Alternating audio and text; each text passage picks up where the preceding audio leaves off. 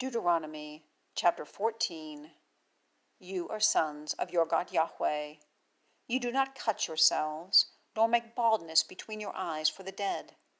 For you are a holy people to your God YHWH, and YHWH has fixed on you to be to him for a people, a peculiar treasure, out of all the peoples who are on the face of the ground.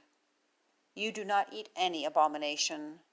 This is the beast which you eat: ox, lamb of the sheep, or kid of the goats, deer and roe and fallow deer and wild goat, and ibex and antelope and zemer, and every beast dividing the hoof and cleaving the cleft into two hooves, bringing up the cud. Among the beasts you eat it. Only this you do not eat: of those bringing up the cud, and of those dividing the cloven hoof, the camel and the hare and the hyrax. For they are bringing up the cud, but the hoof has not divided. They are unclean to you. And the sow, for it is dividing the hoof, and not bringing up the cud. It is unclean to you. You do not eat of their flesh, and you do not come against their carcass. This you eat of all which are in the waters. Anything that has fins and scales you eat. And anything which does not have fins and scales you do not eat. It is unclean to you. Any clean bird you eat, and these are they of which you do not eat: the eagle, and the bearded vulture, and the osprey, and the kite, and the falcon, and the vulture after its kind, and every raven after its kind, and the ostrich, and the nightjar, and the seagull, and the hawk after its kind, the little owl, and the great owl, and the waterhen, and the pelican, and the Egyptian vulture, and the cormorant, and the stork, and the heron after its kind, and the hoopoe, and the bat, and every teeming thing which is flying.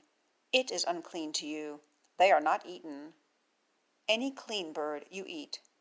You do not eat of any carcass. You give it to the sojourner who is within your gates, and he has eaten it, or sell it to a stranger. For you are a holy people to your God YHWH. You do not boil a kid in its mother's milk. You certainly tithe all the increase of your seed, which the field is bringing forth year by year.